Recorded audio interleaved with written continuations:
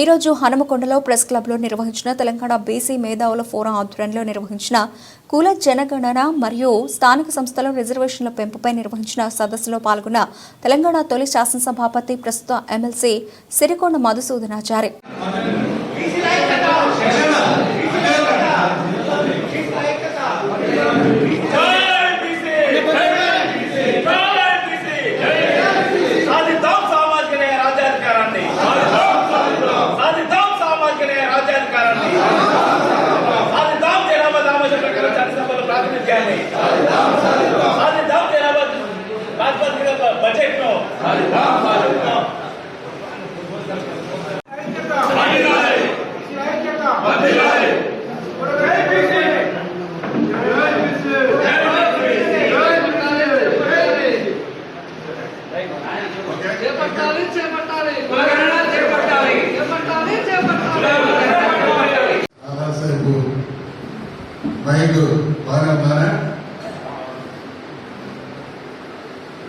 Round table సమావేశానికి అధ్యక్షత వహించినటువంటి నిగారిని నిరాడంబరుడు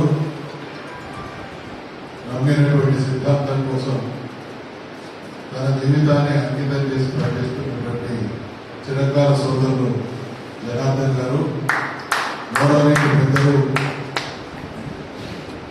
సమారావు గారు, సోదరులు, నాకు అత్యంత ఆత్మీయులైనటువంటి మా మాజీ శాసనసభ్యుడు తమ్ముడు వినయ్ భాస్కర్ గారికి, పెద్దలు ప్రొఫెసర్ విజయబాబు గారికి, సోదరులు రాజమోహన్ గారికి, పెద్దలు తమ్ముడు రాజారాం యాదవ్ గారికి, గౌరవనీయులు, నా చిరకాల మిత్రులు, జీవితంలో ఒక కాజ్ కోసం నిర్విరామమైనటువంటి కృషి చేస్తున్నటువంటి మనందరికీ చిరపరిచితులైనటువంటి ఎర్రా సత్యనారాయణ గారు, కార్యక్రమానికి వచ్చేసినటువంటి గౌరవ ప్రొఫెసర్లందరికీ, గౌరవ ఉద్యమకారులందరికీ, బీసీ సంఘాల నాయకులందరికీ హృదయపూర్వకమైనటువంటి నమస్కారాలు, అభినందనలు. ఈరోజు మనం జాతీయ ఓబీసీ ప్రజా సంఘాల జేఏసీ సమావేశంలో పాల్గొంటున్నటువంటి ప్రతి ఒక్కరికి కూడా హృదయపూర్వకమైనటువంటి నమస్కారాలు, అభినందనలు తెలియజేస్తా ఉన్నాను. వరంగల్ ఈ పేరు వింటేనే ఒళ్ళు పులకరించాలి, గోమాలు వింకబుచ్చుకోవాల్సినటువంటి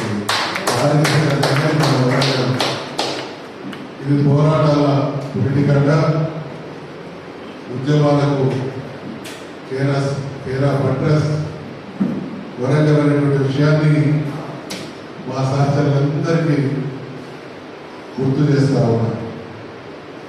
ఇటువంటి పోరాటాల పురిటిగడ్డలో ఈరోజు 75 సంవత్సరాల స్వాతంత్రానంతరం ఎటువంటి అంశం గురించి చర్చించుకోవాల్సినటువంటి దుస్థితి దాపురించింది అంటే మనం మరొకసారి ఈ విషయంలో ఆవేదన చెందాల్సినటువంటి అవసరం ఉంది అనేటువంటి విషయాన్ని కూడా నేను మీ అందరికీ కూడా మనం చేస్తా ఉన్నాను. పెద్దలు విజయబాబు గారు మాట్లాడుతున్నటువంటి క్రమంలో మనందరి మార్గదర్శి అయినటువంటి జయశంకర్ గారు చెప్పినటువంటి 2 విషయాలను వారు చెప్పడం జరిగింది.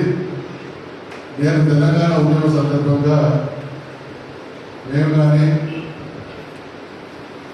నాటి ఉద్యమ నాయకుడైనటువంటి కేసీఆర్ గారు కూర్చొని మాట్లాడేటువంటి క్రమంలో 100 సార్లు ఆయన మాకు చేసినటువంటి ఉపదేశం ఏంటంటే, యాచిస్తే వచ్చేది కూర్చొని పోరాడితే దక్కేది మాట అనేటువంటి విషయాన్ని మనం చేసినటువంటి విషయాన్ని కూడా ఈ సందర్భంగా నేను అందరికీ మనం చేస్తా ఉన్నాను. నిజంగా ఈరోజు ఏ అంశమైతే ఈ 3-4 అంశాలు బీసీ డిక్లరేషన్ మీద దాన్ని దృష్టిలో పెట్టుకుని మనం కార్యక్రమాన్ని ఏర్పాటు చేయడం జరిగింది. ఈ బీసీ డిక్లరేషన్లోని అంశాలు ఎవరైతే ప్రకటించడం జరిగిందో వారి చిత్తశుద్ధిని కూడా మనం అర్థం చేసుకోవాల్సినటువంటి సందర్భం ఇదే అనేటువంటి విషయాన్ని నేను మనం చేస్తా ఉన్నాను. ఆ విషయంలో లోతుగా గౌరవ సహచరులందరూ కూడా అనేక రకాల వారి ఆవేదనని వారు దానిలో జరిగినటువంటి మోసాన్ని విశదీకరించడం జరిగింది. అయితే ఈ సందర్భంగా నేను ఒకసారి మీ అందరికీ మనం చేస్తా ఉన్నాను. ఈ దేశ ప్రపంచంలో ప్రొఫెసర్ విజయబాబు గారు చెప్పారు, గొప్ప ప్రజాస్వామ్య దేశం, ప్రపంచంలో అతిపెద్ద ప్రజాస్వామ్య దేశం భారతదేశం. ఇది ప్రపంచానికి ఆదర్శం. ఈ ప్రపంచానికి ఆదర్శమైనటువంటి ప్రజాస్వామ్య దేశంలో ఈ పరిస్థితి ఈ దేశానికి రావడానికి కారణం తీసుకుంది. ఎవరి వల్ల భారతదేశ ప్రజాస్వామ్యం ప్రపంచానికి ఆదర్శంగా నిలుస్తా ఉన్నది? మెజారిటీ